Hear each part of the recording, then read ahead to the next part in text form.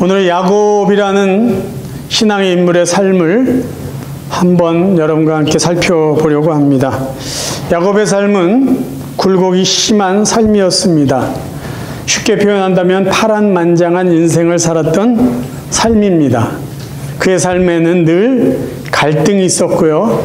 긴장의 연속이었습니다. 그는 어머니 리브가의 뱃속에서부터 형과 갈등을 빚고 자라고 있었어요.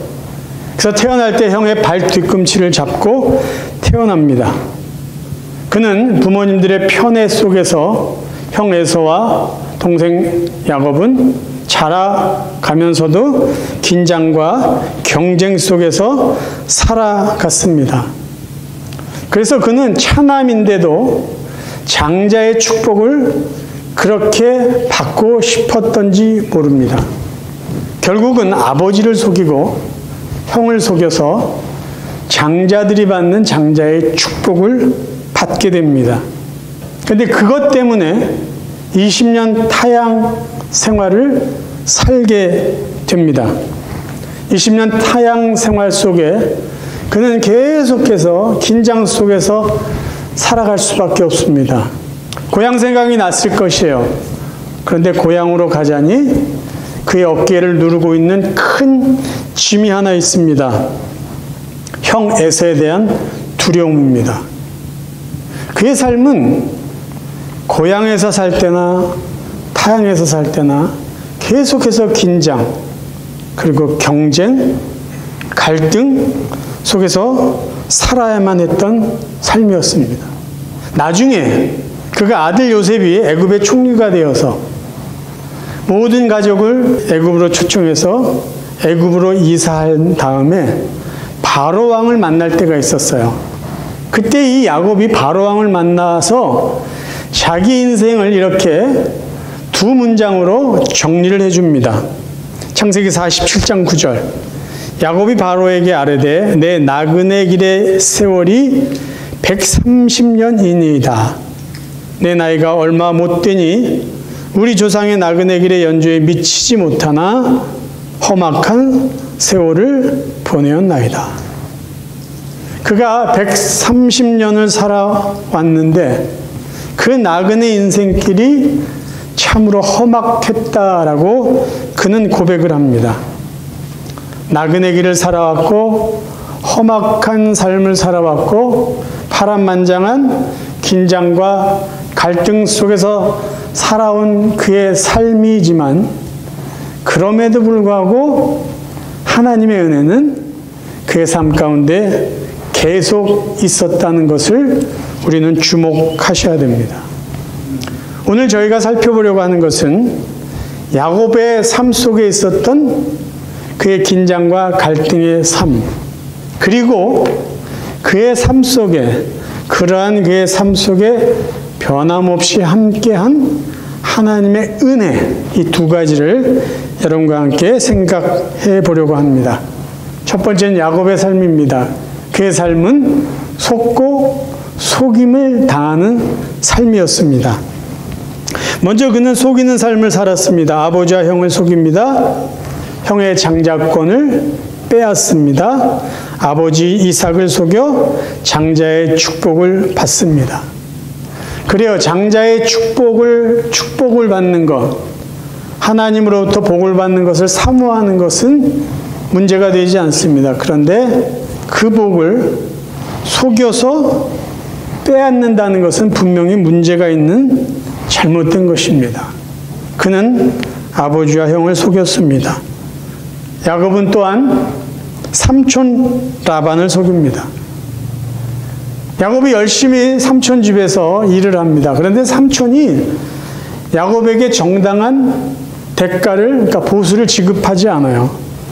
그래서 라반에게 자기의 어떤 그 일한 대가를 요구하니까 삼촌이 네가 갖고 싶은 것을 가져라. 어느 정도 짐승을 주기로 약속을 합니다. 그러자 야곱은 삼촌의 양과 염소를 건강한 것과 건강하지 않는 것으로 구분해서 자기 것은 건강한 것으로 삼고 건강하지 않고 약한 것들은 삼촌의 라반의 것으로 만듭니다. 창세기 30장에 보면 그 내용이 나와 있는데요. 30장 32절 오늘 내가 외삼촌의 양떼에 두루 다니며 그 양 중에 아롱진 것과 점 있는 것과 검은 것을 가려내며 또 염소 중에 점 있는 것과 아롱진 것을 가려내리니 이 같은 것이 내 품삯이 되리이다. 여기까지는 문제가 없어요. 근데 나중에 보면 42절에 보면 약한 양이면 그 가지를 두지 아니하니 그렇게 함으로써 약한 것은 라반의 것이 되고 튼튼한 것은 야곱의 것이 된지라. 그러니까 야곱은 의도적으로 건강한 짐승은 자기 것이 되게 하고 약하고 병든 것은 삼촌의 것이 되도록 만들어 놓습니다. 결국 속인 거죠. 자기가 정당한 보수를 받지 못했다는 것 때문인지 몰라도 그는 삼촌의 짐승 중에 튼튼하고 건강한 것을 자기 것이 되게 합니다. 속이는 삶이에요. 이런 야곱이 결국 속임을 당하는 삶을 살게 됩니다. 그가 살았던 삼촌 라반의 집에서의 삶은 단순히 타향살이가 아니라 속임을 당하는 삶입니다. 20년을 살았는데 삼촌 라반은 자기 조카 야곱을 10번이나 속입니다. 우리가 잘 아는 이야기 있죠? 사라를 라헬과 결혼하려고 했는데 삼촌은 그렇게 하지 못하게 해요. 그래서 뜻하지 않게 그 언니, 자기가 사랑하는 라헬의 언니 레아와 먼저 살게 되고 다시 라헬을 얻게 되고 그러한 삶을 살아가게 됩니다. 하나님은 누군가를 속이는 야곱을 그대로 그의 삶이 맞다고 내버려 두시지 않고 자기가 남을 속였듯이 야곱 또한 속임을 당하는 삶을 살게 내버려 두십니다. 여기서 우리가 한 가지 좀 짚고 넘어가야 될 것이 있어요. 하나님은 공의로운 삶을 우리에게 살게 하십니다. 저희들이 만약에 잘못을 했다고 그러면 하나님께 죄를 지었다고 하면 사람들에게 잘못을 저질렀다고 한다면 우리는 그 잘못에 대해서 마땅한 대가를 지불해야 될 것입니다. 하나님께 죄를 졌으면 회개해야 될 것이고요. 이웃에게 잘못을 했다면 사과를 해야 될 것이고 빚을 졌다면 빚을 갚아야 될 것입니다. 그런데 만약에 우리가 분명히 잘못했음에도 불구하고 하나님의 은혜만을 구하고 산다면 그것은 우리 삶에 분명히 문제가 있는 것이죠. 하나님이 나를 용서해 줬으니까 당신에게 따로 내가 사과할 필요 없어. 굉장히 위험한 태도라는 것이죠. 성경은 이렇게 말하고 있습니다. 스스로 속이지 말라. 하나님은 업신여김을 받지 아니하시나니 사람이 무엇으로 심든지 그대로 거두리라. 자기의 꾀에 자기가 넘어진 삶을 살았던 사람이 바로 야곱입니다. 여러분 생각해 보세요. 일상생활 속에 야곱은 늘 긴장 속에 살 수밖에 없어요. 4명의 여인이요. 그렇게 편한 여인들이 아니었어요. 시기와 질투가 심했던 여인들과 야곱은 살아야만 됩니다. 배다른 자녀들이 서로 우애를 갖고 사랑했을까요? 그렇지 않습니다. 늘 시기, 갈등, 질투, 그런 긴장 속에서 살아요. 삼촌과의 관계도 마찬가지요. 사촌들이요, 삼촌의 아들들과 계속해서 이 야곱은 긴장 속에 살아가고 있었습니다. 그런 야곱에게 놀라운 것은 하나님의 은혜가 끊이지 않았다는 것이, 끊이지 않았어요. 여기서 우리가 다시 한번 이해할 수 있는 하나님의 은혜에 대한 정의입니다. 야곱은 바른 삶을 살았다고 볼 수 없어요. 그런데 왜 하나님은 그런 야곱에게 은혜를 주셨을까요? 왜 그런 야곱을 축복해 주셨을까요? 남을 속여도 된다, 남을 속이면서 살아도 된다라는 것이 아니라 하나님의 은혜는 인간의 행위에 기초하지 않다라는 것을 보여주시고 있는 것이에요. 비록 인간은 부족하고 때로는 실수하고 실패하고 의도적으로 잘못한 삶을 살지라도 하나님은 하나님의 사랑으로 하나님의 백성들을 축복하시고 은혜를 주신다는 거예요. 그래서 우리가 은혜를 이렇게 정리합니다. 은혜는 받을 자격이 없는 사람에게 주시는 하나님의 호의다. 바로 야곱이 받은 은혜가 바로 그런 은혜였습니다. 자, 그럼 구체적으로 하나님께서 야곱에게 주신 은혜는 무엇일까 한번 살펴봅니다. 첫 번째 야곱에게 주셨던 하나님의 은혜는요, 야곱을 찾아가셔서 그를 위로해 주시는 은혜를 베풀어 주십니다. 자, 야곱은 이제 혼자 고향을 떠나 부모를 떠나 먼 길을 떠나고 있습니다. 삼촌 라반의 집에 가서 잠시 머물려고 갔지만 그 세월이 20년이나 될 줄은 몰랐습니다.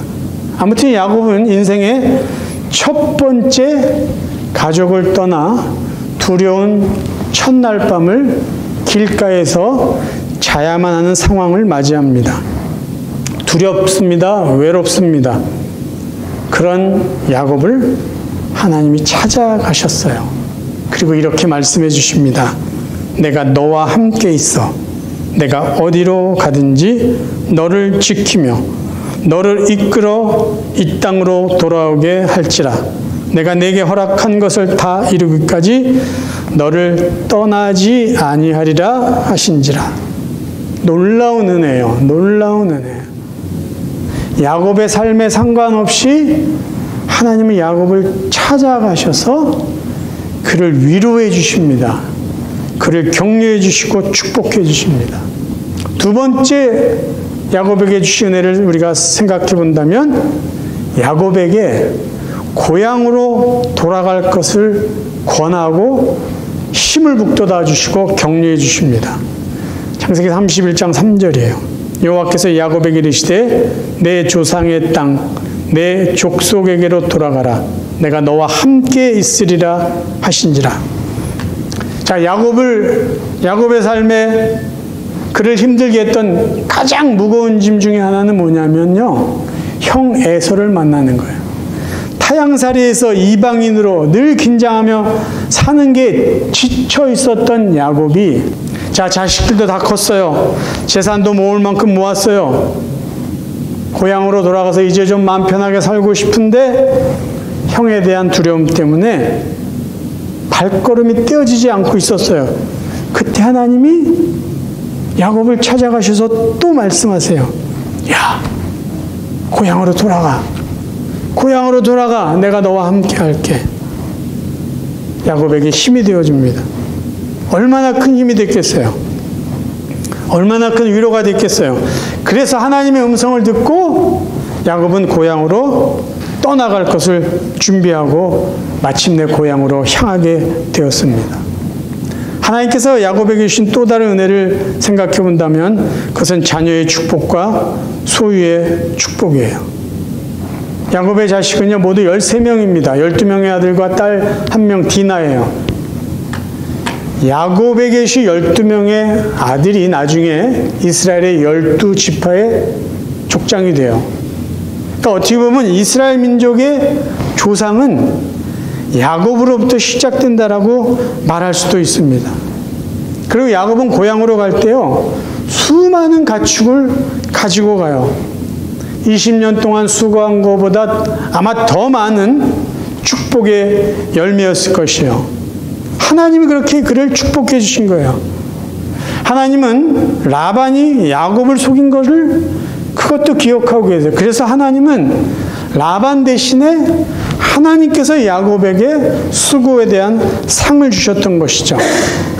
풍부한 양, 노비, 약대, 염소, 나귀, 많은 가축을 가지고 고향으로 갈 수 있었던 것, 하나님이 야곱에게 주신 축복이요 은혜입니다. 그리고 마지막으로 하나님이 야곱에게 주신 은혜는 뭘까요? 남은 삶을 책임져 주시는 하나님의 은혜입니다.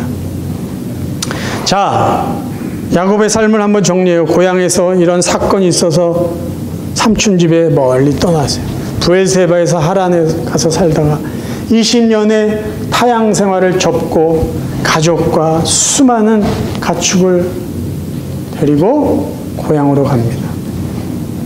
그런데 아직도 그의 마음이 무거워요. 아직도 발걸음이 제대로 떨어지지 않고 있어요. 형에 대한 두려움이 사라지지 않았기 때문이에요. 자, 창세기 32장에 보면 야곱이 몹시 불안하고 두려워한 그의 모습을 볼 수 있습니다. 32장 몇 구절을 제가 읽어드립니다.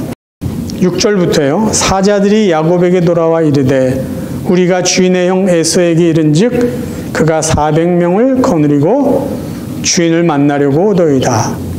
야곱이 심히 두렵고 답답하여 자기와 함께한 동행자와 양과 소와 낙타를 두 떼로 나누고 이르되 에서가 와서 한 떼를 치면 남은 한 떼는 피하리라 하고 야곱이 또 이르되 내 조부 아브라함의 하나님 내 아버지 이삭의 하나님 여호와여 주께서 전에 내게 명하시기를 내 고향 내 족속에게로 돌아가라 내가 내게 은혜를 베풀리라 하셨나이다. 나는 주께서 주의 종에게 베푸신 모든 은총과 모든 진실함을 조금 더 감당할 수 없사오나 내가 내 지팡이만 가지고 요단을 건넜더니 지금은 두 때나 이루었나이다. 내가 주께 간구하오니 내 형의 손에서 에서의 손에서 나를 건져내시옵소서. 내가 그를 두려워함은 그가 와서 나와 내 처자들을 칠까 겁이 나기 때문이다. 몹시 두려워하고 있어요. 하나님이 고향으로 돌아가 내가 함께 할게. 이 하나님의 약속의 말씀을 듣고 힘을 내서 고향으로 가고 있었음에도 불구하고 형의 복수에 대한 두려움이 야곱의 발걸음을 떼지 못하게 만들 정도였어요. 사실 야곱은 형의 마음을 달래기 위해서 뇌물과 같은 선물을 이미 형에게 보냈어요. 그런데 앞서서 보낸 자기의 그 종들을 통해서 듣는 말이 400명을 데리고 온다는 게 400명. 죽었구나. 그래서 하나님 앞에 너무 두렵습니다. 겁이 납니다. 하나님, 저를 살려주세요. 지금 그렇게 기도하고 있어요. 자, 우리가 읽진 않았지만 야곱이 형을 위해서 뇌물과 같은 선물을 얼마나 많은 양의 가축을 보냈는지 제가 잠깐 읽어드릴게요. 암염소 200마리, 숫염소 20마리, 암양 200마리, 숫양 20마리, 젖나는 약대 30마리, 그 새끼들, 암소 40마리, 황소 10마리, 암낙이 20마리, 그 새끼 낙이 10마리. 어마어마한 양의 가축들이에요. 근데 이런 걸 다 보냈는데 야곱이 생각할 때 형 에서의 마음이 풀린 것 같지가 않은 거예요. 400명을 거느리고 달려온다는 소리에 야곱은 너무나 겁에 질립니다. 그래서 이 불안한 마음을 떨치고 없어서 하나님 앞에 기도했는데 평안이 없어요. 어떻게 할 수가 없어요. 그래서 야곱이 자기 소유물, 자기 처자, 가축들 다 보내고요. 얍복강, 그러니까 얍본 나루에서 혼자 있습니다. 그 강을 건너질 못해요. 발이 떼어지지 않아요. 두려움 때문에. 그런데 그때 하나님이 천사를 야곱에게 보냅니다. 야곱이 천사를 붙잡고 죽기 살기로 매달리고 부탁을 해요. 나를 축복해 주세요. 나를 축복해 주세요. 그 내용을 잠깐 읽을까요? 창세기 32장 24절. 야곱은 홀로 남았더니 어떤 사람이 날이 새도록 야곱과 씨름하다가 자기가 야곱을 이기지 못함을 보고 그가 야곱의 허벅지 관절을 치매 야곱의 허벅지 관절이 그 사람과 씨름할 때 어긋났더라. 그가 이르되 날이 새려하니 나로 가게 하라. 야곱이 이르되 당신이 내게 축복하지 아니하면 가게 하지 아니하겠나이다. 얼마나 이 천사를 붙잡고 떼를 썼는지 천사가요 야곱의 허벅지 관절을 어긋나게 해요. 그러니까 야곱이 제대로 걷지도 못했을 상황인데 천사를 놔주지 않아요. 한 가지 요구하는 것 때문에 그래요. 나를 축복해 주세요. 나를 축복해 주세요. 쉽게 말하면 아주 강청하면서 기도하는 거죠. 그럼 제가 여러분들에게 질문을 한번 드려볼게요. 야곱은 지금 천사에게 무엇을 요구했을까요? 무엇을 기도했을까요? 자기를 축복해달라고 했는데 도대체 그 축복의 내용은 뭘까요? 갑자기 한 500명, 600명의 부하가 생기는 걸까요? 아니면 자기가 거인이 되고 무슨 철인이 돼서 400명을 거느리고 온 형과 당당히 맞서 싸워서 이기는 그런 내용을 요구했을까요? 어떤 축복을 요구했을까요? 무엇을 기도했을까요? 그런데 분명한 것은 천사는 야곱을 축복했다라는 거예요. 그래서 우리가 어떻게 알 수 있냐면 야곱이 천사를 놔줘요. 그래서 천사가 떠납니다. 이 말은 천사가 야곱을 축복했다. 그러니까 야곱의 요구를 들어줬다라는 것이에요. 야곱은 어떤 축복을 받았을까요? 어떤 축복을? 아니 지금 제대로 걷지도 못해요. 불구자 같은 상황이 됐어요. 아니 형 에서와 맞서서 뭘 하기는커녕 도망도 가지 못할 상황이 됐어요. 무슨 축복을 받았을까요? 33장, 창세기 33장으로 넘어가면요, 놀라운 일이 생겨요. 야곱은요, 절뚝거리면서 형 에서를 아주 당당하게 만나러 갑니다. 무거운 자기의 짐이 다 벗어졌어요. 아니 무슨 축복을 받았길래 야곱은 절뚝거리면서 형 에서를 아무런 두려움 없이 만나러 가고 있을까요? 하나님이 그에게 주신 은혜는 무엇일까요?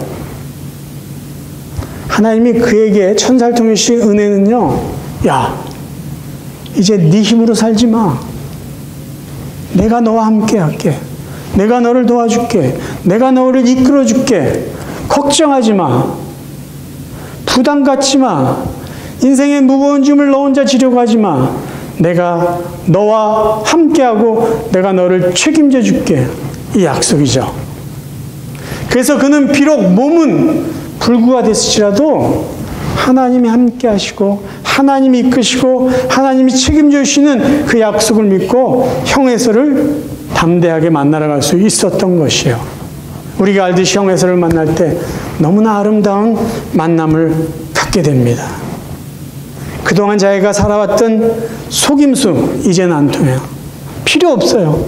잔재주 필요 없어요. 그의 어떤 의지, 그의 방법 다 필요 없어요.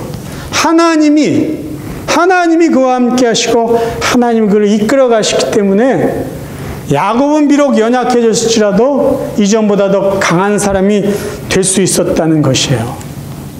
그런데 여기서 우리가 기억해야 될 게 한 가지 있습니다. 야곱이 놓치고 있었던 사실이 무엇인지 우리는 기억하셔야 돼요.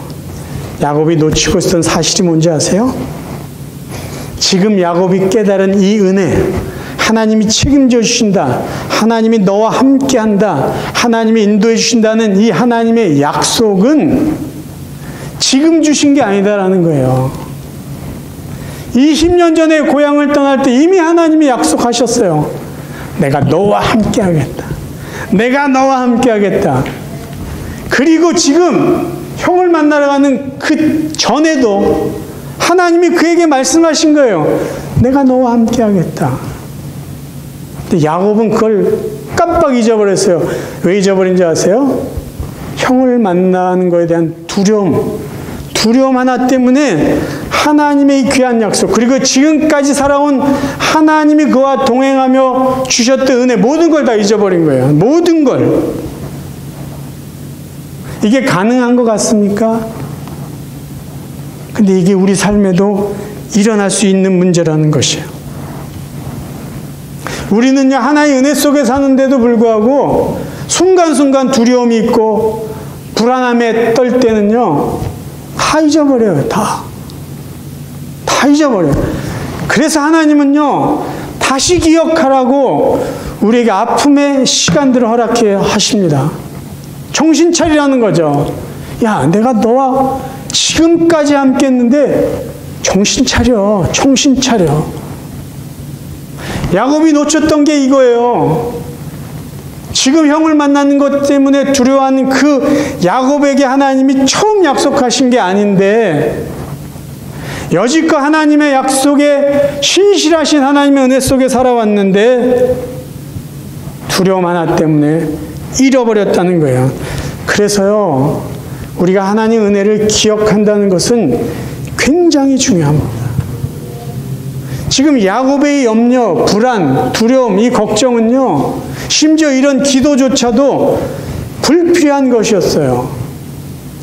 하나님이 지금 함께 하시는데, 하나님 저와 함께 해주시길 기도합니다. 과연 이 기도가 필요한 기도일까요? 하나님 저를 건져주세요. 저를 도와주세요. 아니, 하나님이 지금 야곱을 이끌어가고 도와주고 계신데 그 기도가 필요한 기도였을까요? 매를 맞았기 때문에 깨달은 것도 은혜입니다. 그런데 매를 맞았는데도 하나님의 은혜를 깨닫지 못하는 사람이 있어요. 그렇게 되어서는 안 되는 것이죠. 사랑하는 성도 여러분, 한 가지 질문을 더 드리겠습니다. 혹시 여러분 아직도 여러분 마음속에 걱정이 있고 뭔가 갈등이 있고 뭔가 긴장 속에 살아가고 계십니까?